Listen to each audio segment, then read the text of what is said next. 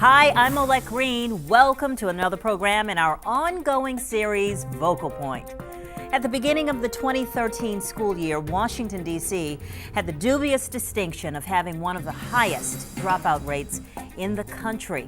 And while Maryland and Virginia public school students fare better, minority and poor students still face a notable achievement gap. So what are some programs that are actually helping area students find a path to success? Joining us today, Kareem Ani, founder of Mathalicious, a lesson plan that teaches standard math through real-world topics. Gabriel Ben, Director of Arts Integration at Blue Senior High School and founder of the Hip Hop Literacy Program, a lesson plan that uses hip hop to teach wide-ranging topics. Gabo Lemus is a youth program assistant at Centronia's DC Bilingual Public Charter School, where he was once a student. And Yolanda Long, a former student at the Washington Middle School for Girls. She's now a teacher in the DC public school system. Today on Vocal Point, meeting students where they are.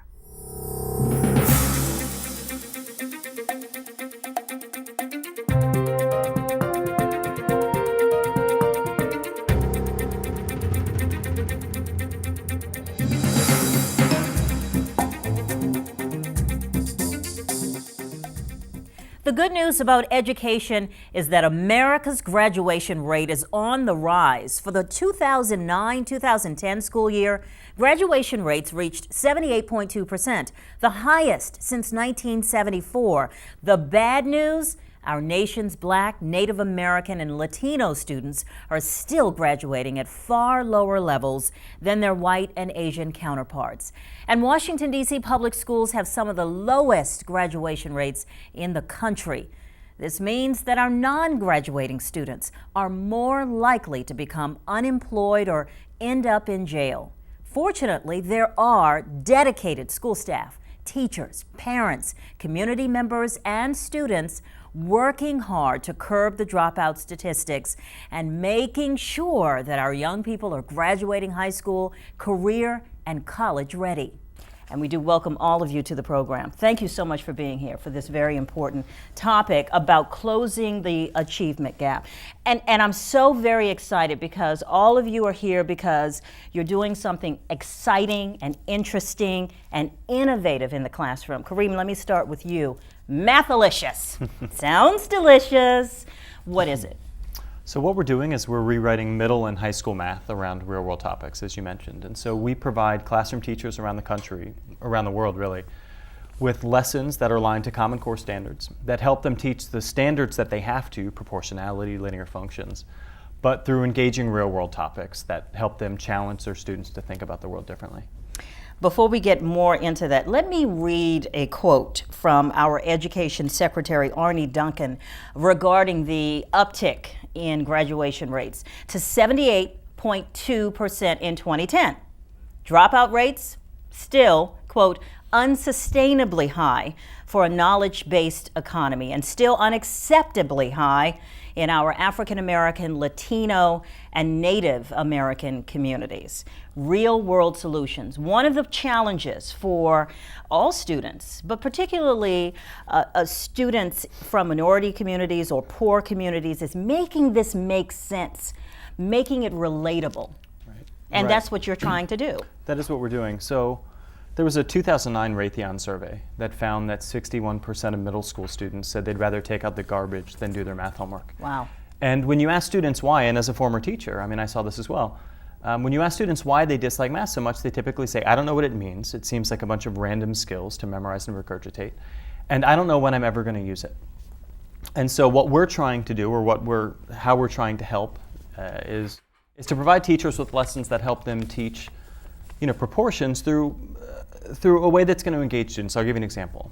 People with small feet, do they pay too much for shoes? And what would happen if Nike charged by weight? Or how long would it take to burn off a Big Mac at McDonald's? And what would happen if McDonald's rewrote its menu in terms of exercise? I know we were speaking earlier, teaching 7th grade math. You're going to have to teach proportions this year. Does Usain Bolt, the Jamaican sprinter, does he have an unfair height advantage? And what would have happened in London if he had had to run farther than everybody else? And so, you can imagine a math classroom where students walk in and they say, what are we learning today? And the teacher says, well, we're going to explore this thing, this real thing, right? Should you ever buy AppleCare, or how a video game console has changed over time, and use that to teach those standards, but really open up conversations that we think can really redefine what math class really is. Gabriel, let me come to you. Let me read this statistic first. During these tough economic times, increasing graduation rates would also help the economy. For example, if the dropouts from the class of 2011 had graduated, they would have earned over $154 billion. That's more consumer spending and tax revenue. And by increasing the male graduation rate by only 5%, we would save $4.9 billion in crime-related costs. Hip-hop literacy. You're making it relatable, you're making it interesting, you're keeping the kids in school and glued to the topic at hand. Tell me how it all works. Well, the hip-hop educational literacy program itself we started that in 2006. And I created it just out of seeing students who were 13 to maybe 18 years of age who were reading on a second, third, fourth grade reading level, and just seeing how the reading deficiency compounded so many other issues for them in classrooms.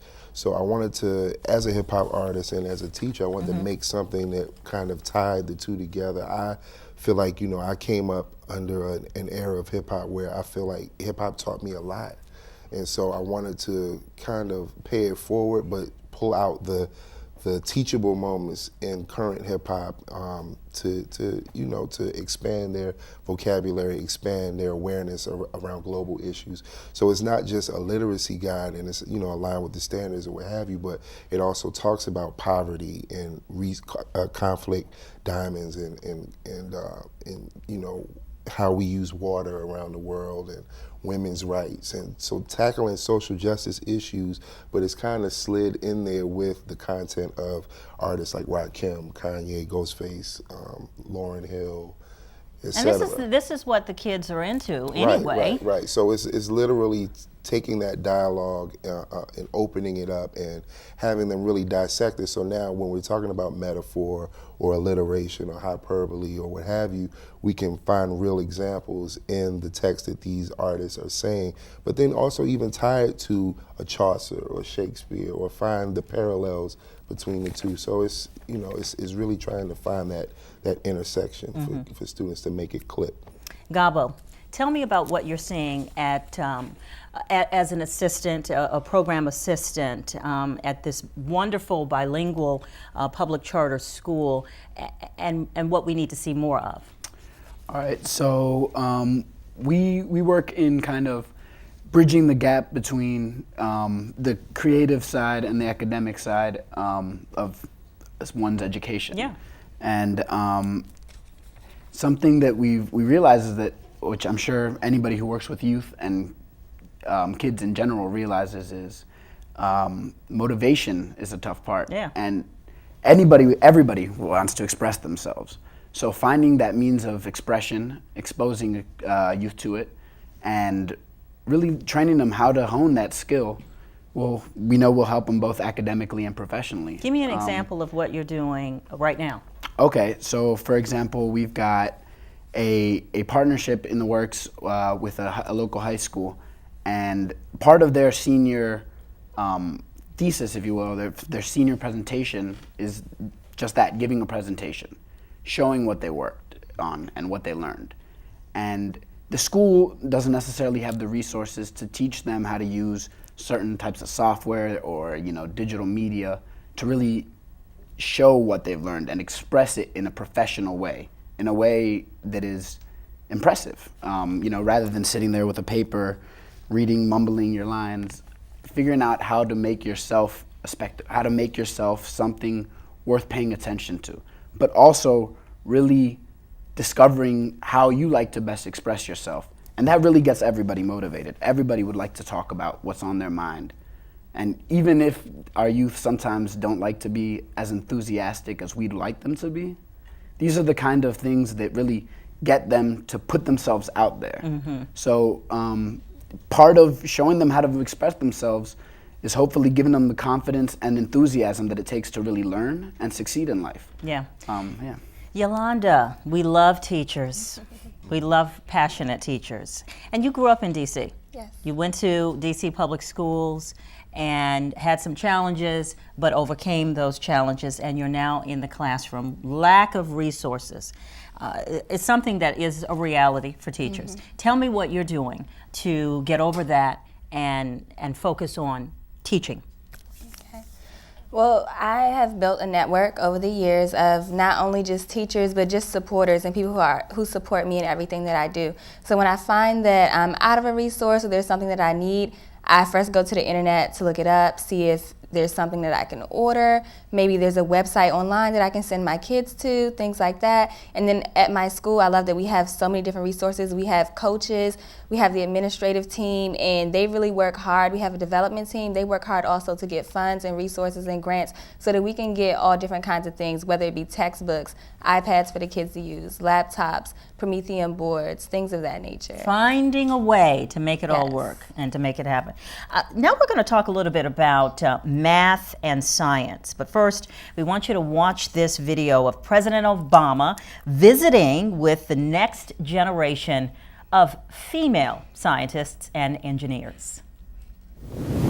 The belief that we belong on the cutting edge of innovation, that's an idea as old as America itself. It's in our DNA.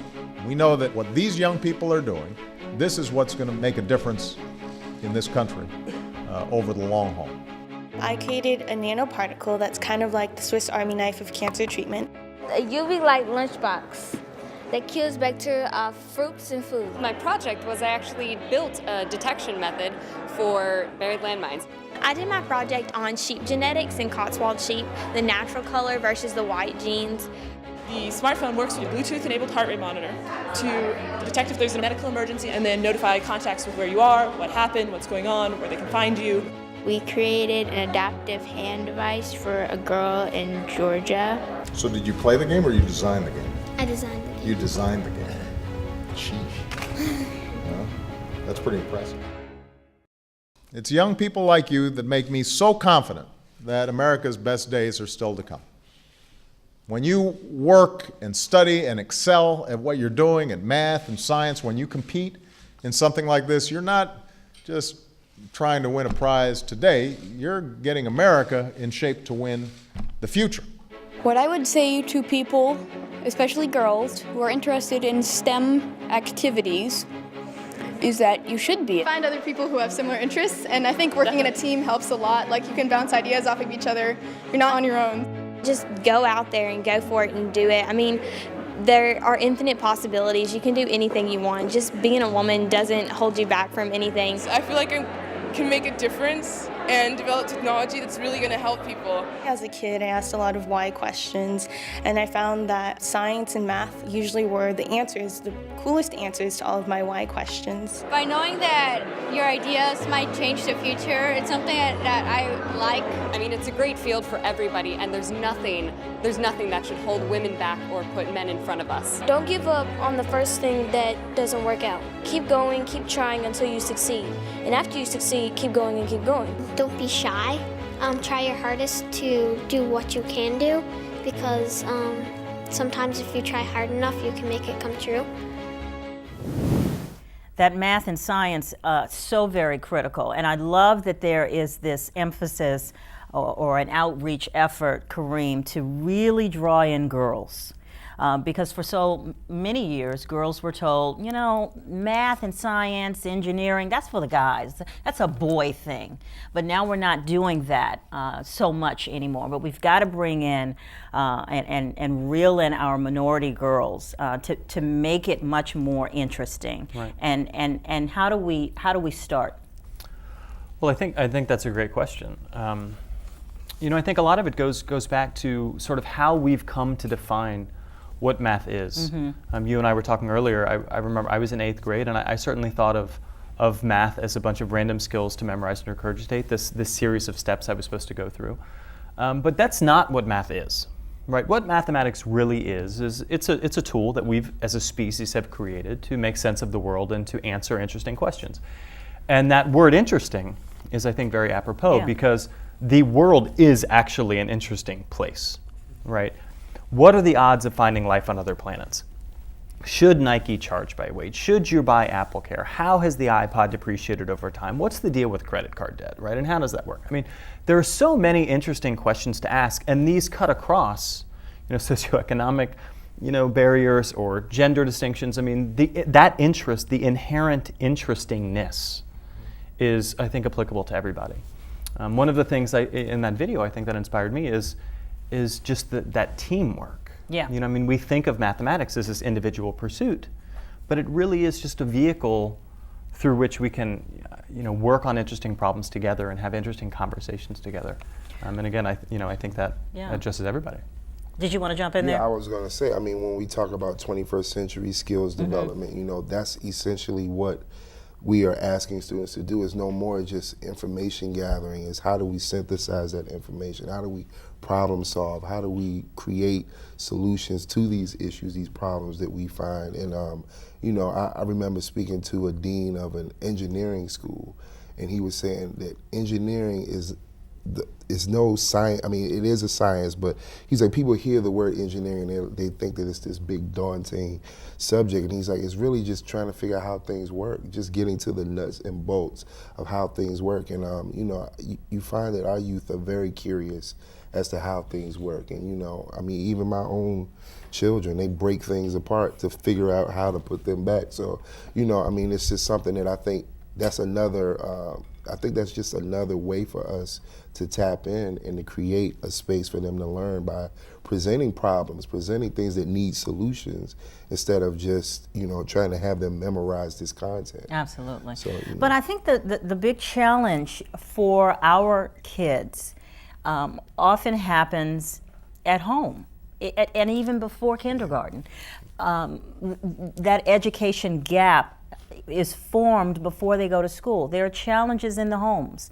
We're talking about children who go to school hungry, who are not well nourished, who are not getting enough sleep, who are being burdened by adult problems and challenges. Gabo, how are you guys dealing with that reality? Well, we have a safe place with a lot of resources. Kids don't have to go home directly after school. Maybe home isn't an easy place to get homework done. And it's very much like you guys were talking about, making this stuff accessible, giving it a context that is interesting to kids. And as you saw in this video that we just watched, a lot of what these young women were able to do wouldn't have been possible if they didn't have the accessibility to those resources. The one girl who made an app, the other girl with the UV light that killed bacteria. Not everybody has those kind of resources, especially in the DC area, as we know. And we hope to give a place, refuge after school, if you don't want to go hang out. Talk to me about the bilingual education and why that was so very important to you. Your personal story, speaking Spanish at home, but speaking English at school, and how you made that work, and what were the challenges in the education system, and what's working now? Okay, so Centronia is based in Columbia Heights, which is down the road here from Howard. But they also have campuses spread throughout the DC area, one even in Maryland. And that has to do with the fact that Centronia started in Columbia Heights, which is historically a pretty Latino neighborhood. That being said, in order to bring in the kids and the families, it has to be Spanish friendly. And so everything that is done at Centronia is done bilingually. You don't, there's a lot of code switching in your head. You have to think of who you're talking to. It's very important, especially for youth who are first generation in this country, to have somewhere where they can realize that the Spanish is not something to be ashamed of. Right. It's something to really relish, like something to really hold on to and use it. It can be used to their advantage professionally, academically, and then having a place where you can embrace that language helps the child to thrive, because obviously you need English, but being bilingual is so much more beneficial in society. in general. Perfect. Let me move on to this. The number of DC public school students who rated proficient or advanced in math at the secondary level increased 6% in 4 years. However, that proficiency rate is still under 50%. That is a reality for you, Yolanda, as a teacher in the classroom right now. Tell me about how you bring your personal experiences, the challenges that you overcame in DC, into the classroom today as a teacher to help these youngsters. Okay. Well, a lot of the times, as you said before, it stems from home. So at my school, we have after school hours. The students are allowed to stay after school to work. They can talk to us about personal things. It doesn't have to be math related. Also during their lunchtime, there are various activities, groups, and clubs that they can attend. We have not extracurricular, but elective courses that they can take, so their PE, their dance classes, things just to help them to express themselves and to release the stress that might be caused by the courses that they don't understand. Yeah. With me in math, I tell my students that, you know, growing up, I wasn't really that great in math. It wasn't until I went to college that I fell in love with it. So I tell them, like, never give up. Just because you don't understand it today doesn't mean that you won't get it when you go home and do your homework, or you won't get it tomorrow. So I just keep telling them, like, keep trying, keep pushing. I'm here for you. Your parents support you. They wouldn't put you in school if they don't. So just letting them know that they do have cheerleaders here who are there to support them. Absolutely. And Kareem, the challenge that you have with your program, with Mathalicious, is helping the teacher who has to teach these concepts to really go outside the box, to help that young child who feels math's not my thing. I'm stupid when it comes to math. You know, how do I overcome this thing? Yeah, we do have this weird kind of fascination with our own disdain for math in this country, right? I mean, it's pretty common for people to say, "Oh, I don't do math. That's not my thing," and no one would ever say that about reading. I don't do reading. So, you know, I think you're really putting your finger on it. For us, there's a lot happening right now in math education. There are a lot of people coming up with online learning systems or adaptive learning, or, you know, things that are trying to go straight to the individual. What we're trying to do is, again, we're providing resources for classroom teachers, very much in the vein of Socrates. I mean, we've created this infrastructure, and the infrastructure is called school. And there are these people, and they're called teachers, and that is arguably the most incredible technology that we as humans have invented.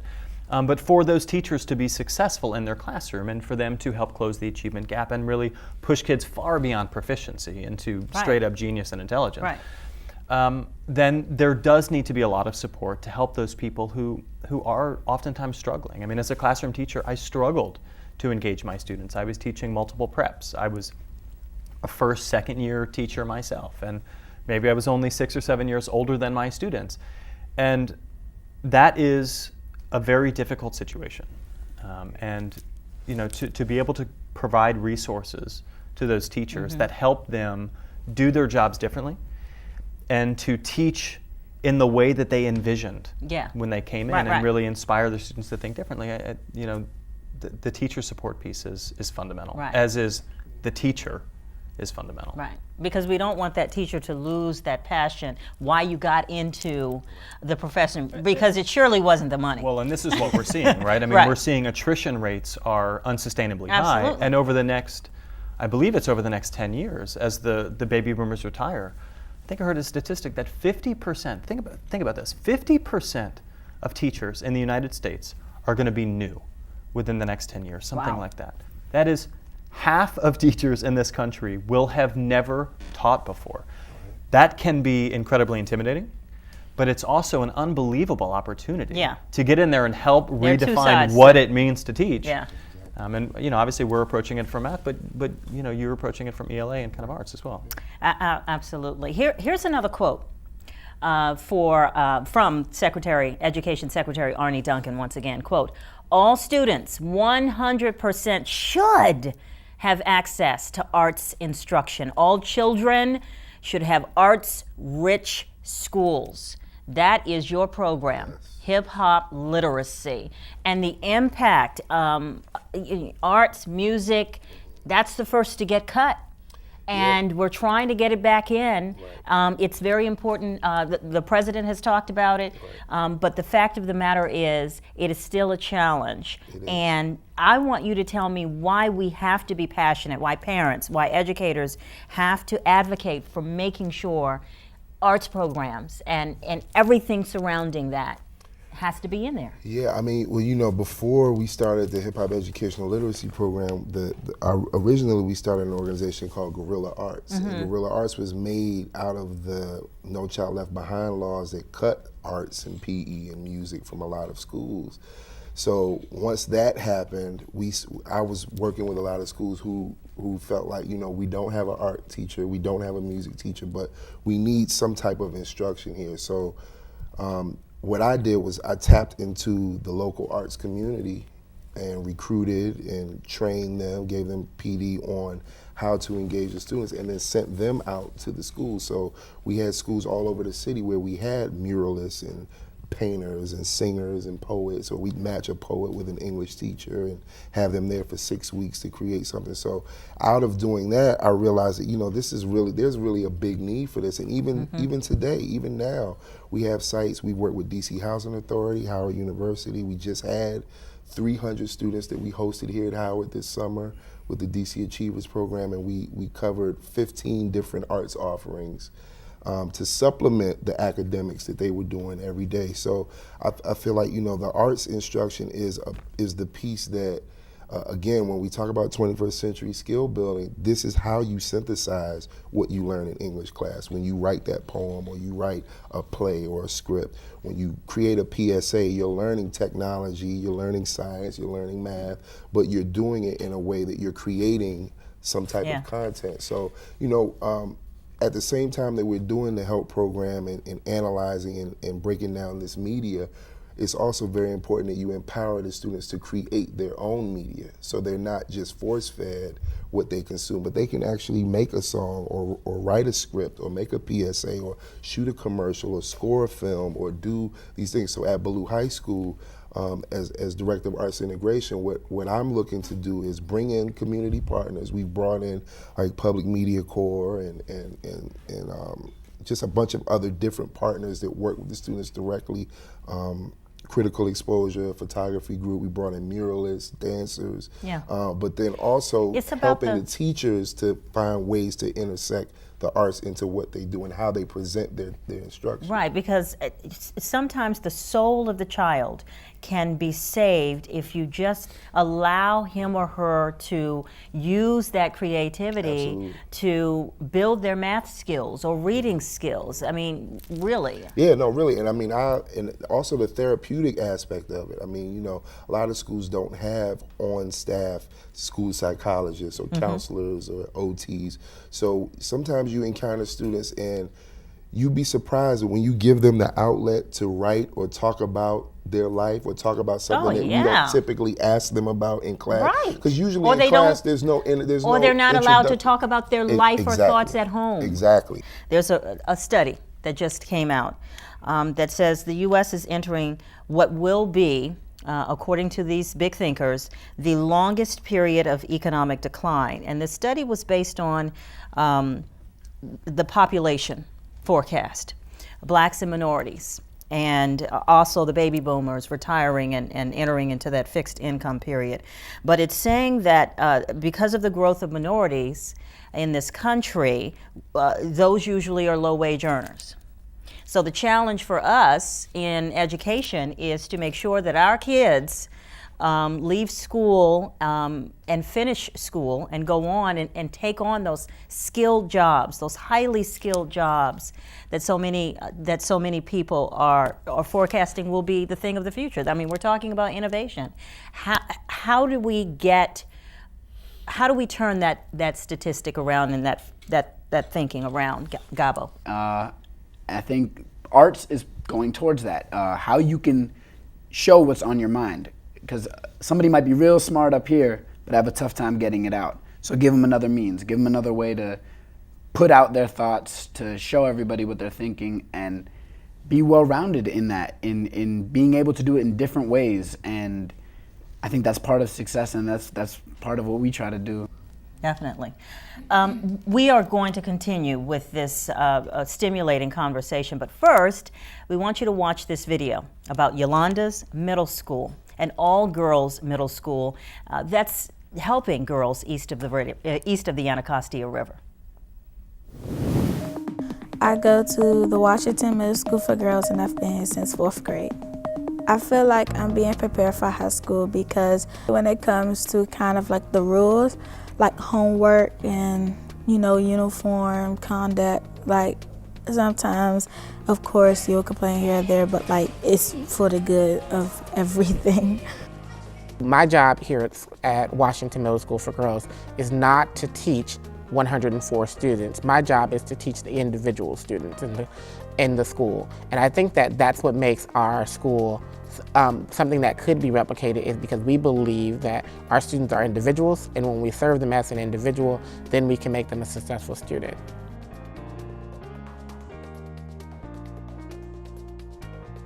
Currently we have a little over 100 students, and actually it's 4th through 8th grades. It's been operating now for 15 years, and we decided to start the school in this area of Washington, D.C. because it seemed to be one of the most underserved areas in the city. What we try to do is serve a student population that is at risk of leaving school prematurely or becoming pregnant before they leave school. The ARC is a fantastic facility. A ballet, a music school, an art school, you know, a medical clinic, you know, even a Boys and Girls Club, Covenant House. I'm sure I'm not naming them all. The students who come to our school have all these wonderful opportunities available to them above and beyond the academic day. Students take art lessons at the Corcoran Art Reach project, and they also can be part of the Levine School of Music. You know, they may be taking piano lessons or violin lessons or in the chorus. Our students are required to be here 4 days a week, 3 hours a day, from 3 to 6, just like they are required to be at school 5 days a week from 8 o'clock to 3 o'clock. A lot of those active programs allow the students to build their self-confidence in themselves, so they gain a skill that they can then display to others, and they then perform it here on this stage. Some things I like about the school are that we get to do activities after school, and that we get to do study hall to do our homework. The type of dancing I do here is ballet, African, modern, and jazz. Why should I feel? I go to my voice lessons. I mostly like doing like old time, like spirituals. Like I like doing those things because they have so much soul and they have meaning to it. So those are my favorites, but I have to say I do like pop a lot too. We can boast of the fact that 98% of the students who come here graduate successfully from high school. I want to emphasize successfully because more than 80% go on to do something in addition to high school. I think what we implant in them here at the Washington Middle School for Girls is a desire to be educated and to go on and get the best education possible for them.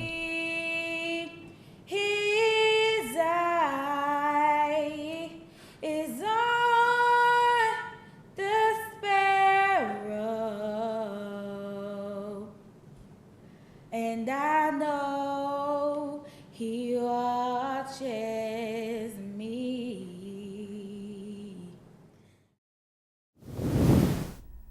That was a great piece. That was your school, Yolanda, that you attended for a short bit before going on to Banneker Senior High School, one of the super successful academic schools in the city. What did that school do for you, Washington Middle School for Girls? Oh, wow, watching the video definitely brought back a lot of memories, and it goes back to the exposure that I mentioned before. Being at the Washington Middle School for Girls exposed me to a lot of things. Like, I didn't even have a vision of going to college before I went to that school. I was able to meet so many great people, such as the great Dorothy Irene Height, and I also got to meet Eleanor Holmes Norton and hear her speak on several occasions. being at the Washington Middle School for Girls opened a lot of doors for me. It gave me a lot of opportunities. It also helped me to build my confidence. And I think Is that where you fell in love with math? No, not yet. But it has so many different types of programs there where you can just flourish and bring out that Definitely. confidence, right? Yes, yes. And I feel like a lot of the confidence had to not only do with the fact that there were a lot of opportunities to express myself outside of academics, but that it was an all-girls school and there were no distractions from boys. I noticed that a lot now with my 7th graders. I have to tell people to stop turning around and talking. The guys want to talk to the girls and switch their seats around. But at the Washington Middle School for Girls, we didn't have that. It was very competitive. We were always competing with each other to be the best person that we could be. The school just helped us to be more well-rounded. Did having that all girls environment, that's really something that a lot of thinkers believe is best at a certain age. Girls need to be together, boys need to be together, because boys and girls are different. They're different in the way they behave, the way they think, in the maturity level. Would you say that was really good for a lot of kids? Definitely. At that age, I feel like you're still finding yourself. You don't really know who you are, what your beliefs and your morals and your standards are, and things of that nature. I want to talk about, okay, let's say we have a young person in the middle school area and they are deficient in math or reading. They're behind. They're not where they should be. Can your programs really help these young people catch up? Can we really do that effectively? Because this is the reality. We're going to have to help these kids. We're meeting them where they are and trying to get them over. What can we do? That's absolutely true. We see 6th graders coming in with 3rd grade math skills, or high schoolers who are still at the middle school level, if that. So the approach that we often have, we see this at the micro level within a classroom, we see this at the macro level for kind of larger interventions, is to redo the thing that didn't work in the first place, and to expect that we'll have different outcomes. So, you didn't get it when I explained it this way, let me explain it louder. And that sort of, like it's nonsensical, but it's a natural reaction. What we're doing at Mathalicious is, yes, we are writing these lessons around real-world topics, but we're using those to teach math, and oftentimes very deep math. I mean, we're talking exposing 8th graders to calculus concepts. Mathematics, again, is the language of sense. And so it is somewhat ironic, indeed it's supremely ironic, when the thing that governs sense doesn't make sense. It doesn't make sense, right? Yeah. And so I think ultimately that comes down to it's taught, again, I've mentioned earlier, it's taught as a bunch of random skills. But if you're able to teach it differently, if you're able to say, well, actually, here's what proportion is, right? Or here's what linear functions really are. It's not slope necessarily, it's cost per topping of dominoes. And so let's introduce ourselves to mathematics, through these contexts that help us get our heads around what these concepts really mean. When you do that, and when we find, when teachers who use these materials, not just Mathalicious materials, there are plenty of other really good resources out there, but when they use effective materials, that not only does that preempt a lot of those misconceptions moving forward, but it can actually backfill a lot of the stuff that students were otherwise missing. Yeah, Gabriel, I grew up in DC, so DC public schools all the way, and I had the benefit of some really terrific teachers, but I also had some bad ones. Right. And I had a teacher who said to the class, I got mine, you get yours. Right. Any way you can. Right. And so, when a young person wants to learn, but he or she, is a couple of grades back, we can't leave that kid there. No, you can't. Or because this impacts the economy, this impacts our community, this impacts crime, this impacts healthcare, this impacts how we're going to grow. Right, and I think a lot of times when a student is deficient, and we kind of just keep going. Yeah. We don't try to reach back, and and one of the things we teach our artists in Guerrilla Arts is the more you know, the more you owe. Yeah. So yeah, we've gone to these schools and did these great programs and got accolades and awards, but what does that all mean at the end of the day? How can you translate and transfer that to the student that you're working with. And what I find is, you know, the after-school programs, the wraparound services, all of that, the parent training, teacher trainings, all of these things have to be going on at the same time to truly pull a student up. But in the interim of all of that happening, some of the, I guess, the messaging that we give to students is, you know, like Yolanda said, we give them that access. We give them the means to try something new. We explain to them how what they're learning presents itself in a larger context and why it's important. But then also we empower them to create and collaborate to create their own products, their own end goal results and projects that they're working on. So it's a lot of different strategies that go into it. But what I think is key is that we have to be able to provide things for all levels of people who are engaging with that child. So, you know, making instructional materials is very important. When Common Core has now hit 48 states, teachers are like, okay, so we're doing Common Core now. That's the new thing that we're doing. How do I do that? Because I just got done learning how to do this other thing you told me was so important. So, you know, we have to empower the teachers and show them and give them the means to do it. We have to help the students with, you know, I always say, you know, working in the environments that we work in, you know, you're not just engaging with the student, you're working with the families a lot of times that take care of this child. You're working with the cousins, the older siblings, you're working with the community people who engage the student when you're not around. So it's a lot that goes on, that whole concept of having a village to raise the child. Absolutely. We have to empower the village because unfortunately right now the village is broken. Yeah. So, Gabo, what has to happen outside the classroom, either at home or in a community center or wherever that child may be, to help close these gaps? Well, like Gabriel was saying, it is happening? It What are takes you a saying? village, and that's always been part of Centronia's mentality and what they're doing and moving forward.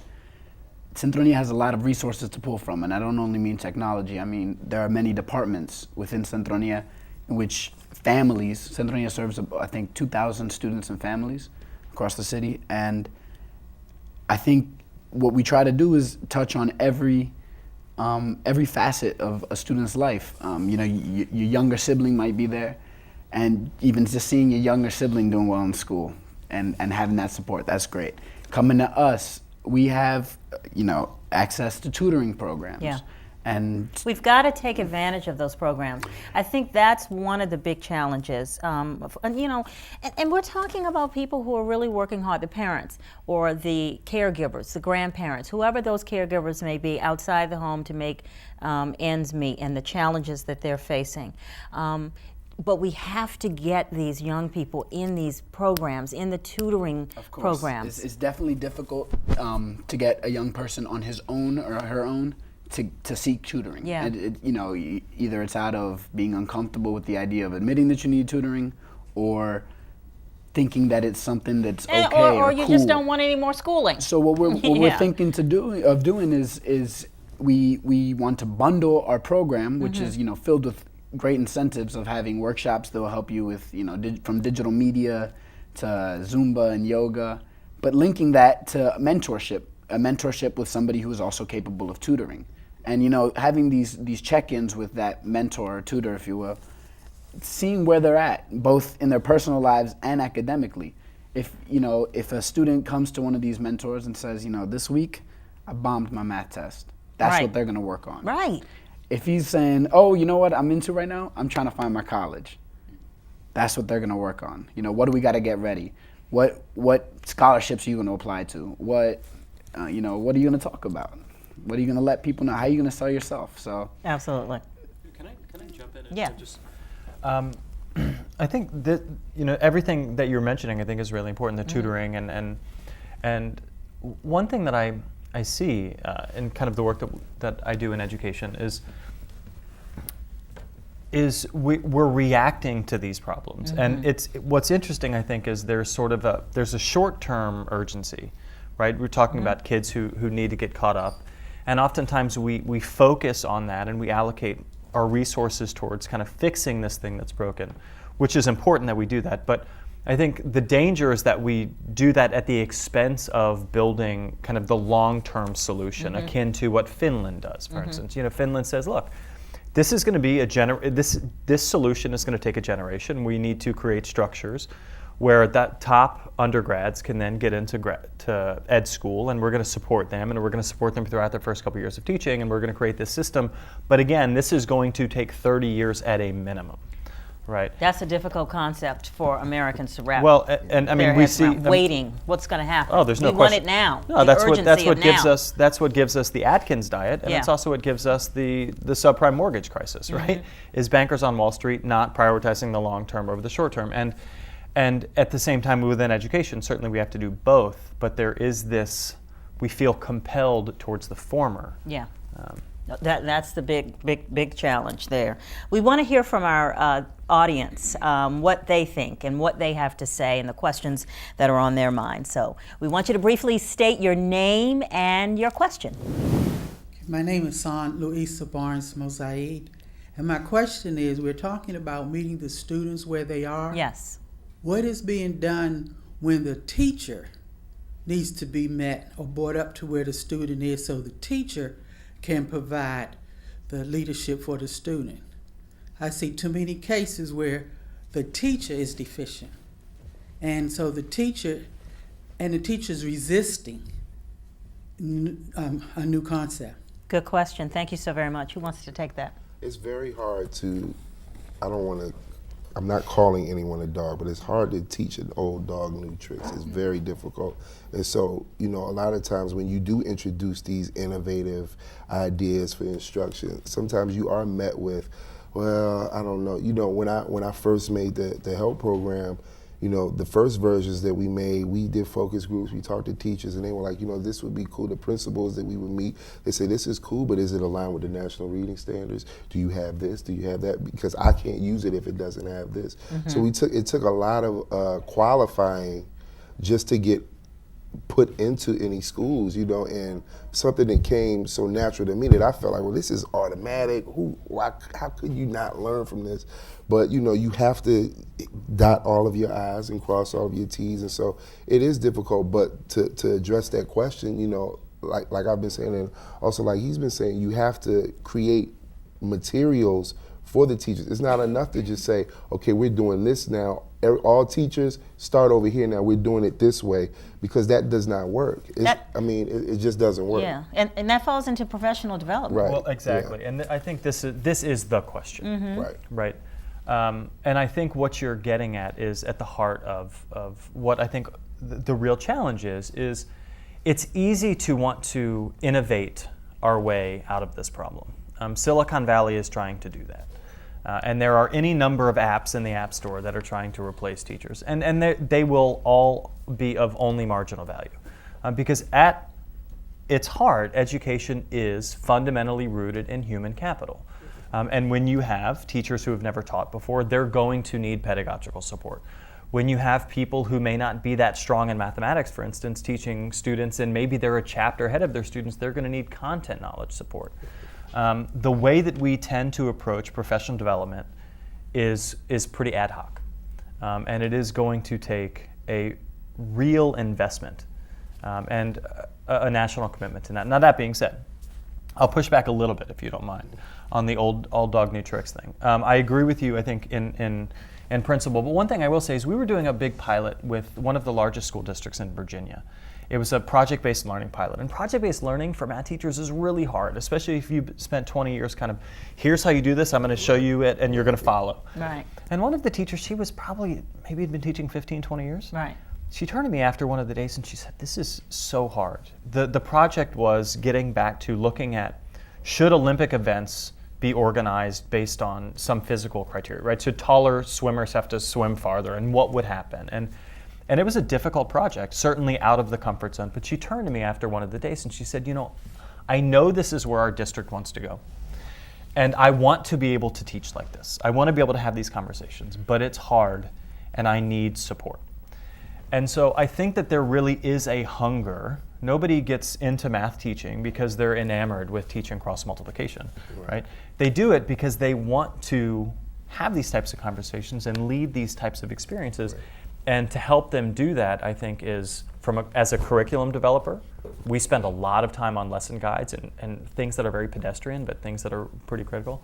But I think the most important piece, and I think what your question is getting at, is remembering that at the end of the day, like, education is about human capital and investing in human capital. And I think teachers want to be effective. I don't mean it like that. I think we all want to be effective at what we do. The question though is, how do you empower teachers to do that? Because when you're dealing with students who are reading 4 or 5 levels below their grade level, or functioning on math or in other subjects way below their grade level, it's so frustrating. And it's like, we have to find new ways to teach this type of student. And unfortunately, this type of student is almost at half, almost at 50% of what you're going to encounter in the classroom. In some cases, in some and when areas, you're doing that, more than that. The kids who are up to speed, right, they aren't they necessarily get left out, right, pushed ahead right, even further. And then the challenge that you all already touched on is when you have an innovative program, or when you have an innovative idea as a teacher, you do get shot down sometimes by the principal or by the other administrators above that, because we've got to pass this test. We've got to get proficient here, and you've got to teach this, and we've got to do that. That's the big challenge. I want to talk about how the community can make an impact, because when you have the community rallying, that will make change. Let me go back to our studio audience. We have a gentleman with a question. What's your name and your question? My name is Rock Branch. My question is, with the state of Virginia recalibrating their standards for proficiency for specifically Black and Latino youth, and with such a huge gap in the success rate of Black and Latino males specifically, where does belief fall into play with education and the folks who are charged with making sure children do well? I love that. That's a great question. Gabo? Well, yeah, I think giving them an example is definitely part of it. I'm from Columbia Heights myself, born and raised, and I've been to college. I've had jobs. I've enjoyed a little level of success, but But seeing you as an example to those young people of success, of higher education, especially when the parents are still primarily speaking Spanish in the home, these young people need to be able to push forward in this country. Right, and I think a lot of that is both, support, exposure, and examples. All three of those definitely help to spring forward our brown and Black males, our youth, who might not know that they can get to college, or who might not feel that that's cool. So to see somebody who they can relate to, making it relatable. That's part of it. Believing in themselves, and also having somebody to believe in you always helps, and for anybody in anything you do. There's also, if you don't mind, that's also a really great question, right? The recalibration. And we're at a very interesting moment now where there's a lot of political pushback against Common Core standards.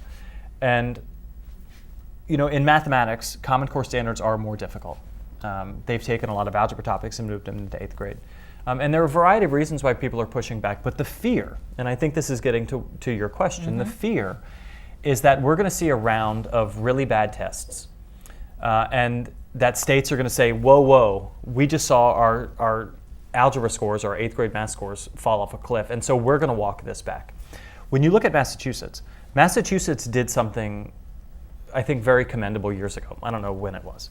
But they made their tests more difficult, right? Because they made the content, it was just better. They said, we need higher standards so that when our kids reach them, that will actually mean something.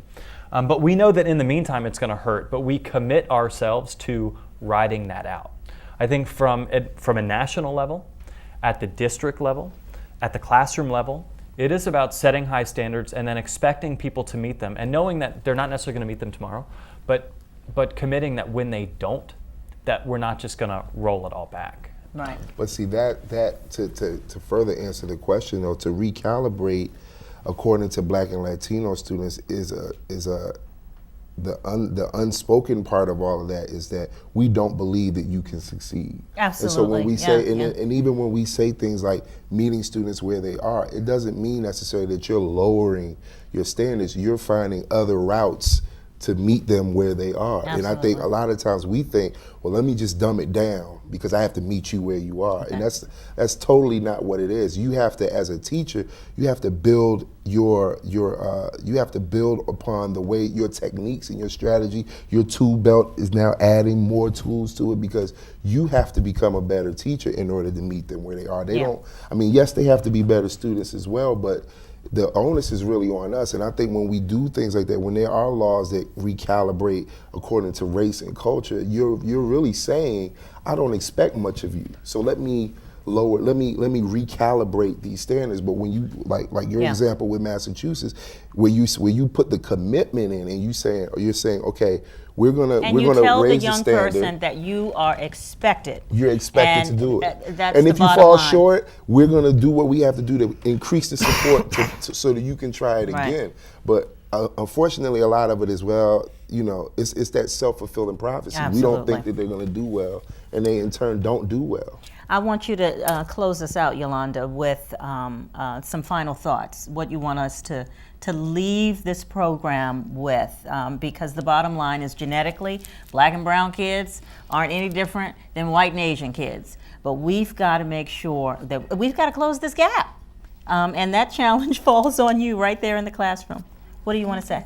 So yes, the gap is real between the different races and the students, but it is possible to close it, and I do believe that one day we will close it. And it definitely starts not only at home, but in the classroom, having teachers who are passionate about what they're teaching, are gonna innovate and motivate the students, engage them constantly.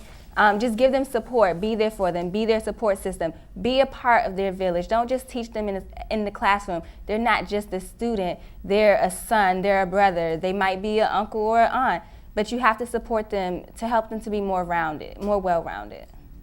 Yolanda, Gabo, Gabriel, Kareem, thank you all for doing what you do to close that achievement gap. We really appreciate it. Thank you so much to our studio audience and you at home for joining us today. We hope that you've enjoyed this stimulating conversation about meeting students where they are, and hopefully you have learned something and are inspired to keep this dialogue going. And to learn more about this program and others in our series, please go to our website at www.whut.org. I'm Millette Green. We'll see you next time on Vocal Point right here on WHUT TV.